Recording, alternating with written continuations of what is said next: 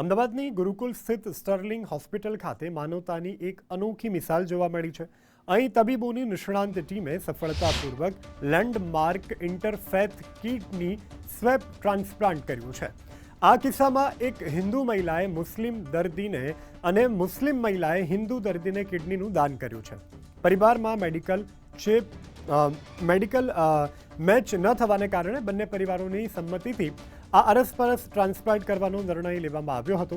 સફળ ઓપરેશન બાદ બંને દર્દીઓ સંપૂર્ણપણે સ્વસ્થ થતાં તેમને હોસ્પિટલમાંથી રજા પણ આપી દેવામાં આવી છે. આ ઘટનાએ સાબિત કર્યું છે કે જીવ બચાવતી વખતે માનવતા દરેક ધર્મથી ઉપર હોય છે. મારી વાઈફની કિડની લેવા માટે સજેસ્ટ કર્યા હતા, પણ અમારા બંનેની કિડની મેચ થતી નહોતી.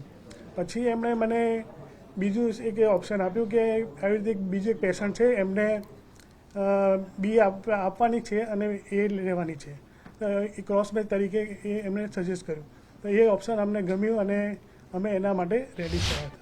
वीक में 2 टाइम्स डायलिसिस होती थी और फैमिली वालों को का चेकअप कराया तो किसी की मैच नहीं हुई, मेरी भी मैच नहीं हुई. फिर जावेद सर ने हमें स्वेप के बारे में बताया कि दूसरी फैमिली है, आप उनसे कांटेक्ट करो. फिर हमने उनसे कांटेक्ट किया, फिर हमने एक दूसरे स्वेप में किडनी ट्रांसप्लांट कराया.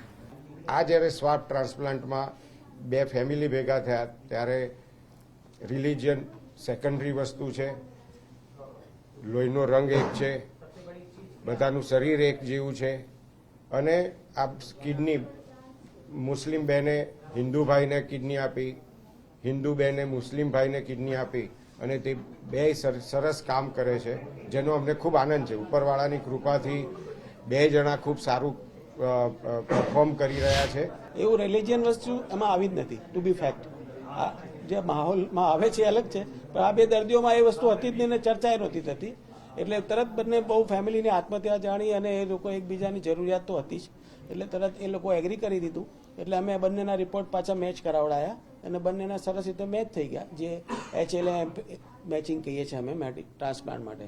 અને સરસ પછી અમને સ્ટર્લિંગ હોસ્પિટલમાં અમે ટ્રાન્સપ્લાન્ટ વર્ષોથી કરીએ જ છીએ આ ગ્રુપ તરીકે.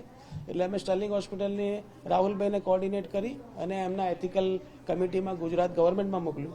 એની સ્પેશિયલ મિટિંગ બોલાવડાવી. ગવર્મેન્ટ ઓલ્સો ખુશ થઈ કે આવું થઈ રહ્યું છે.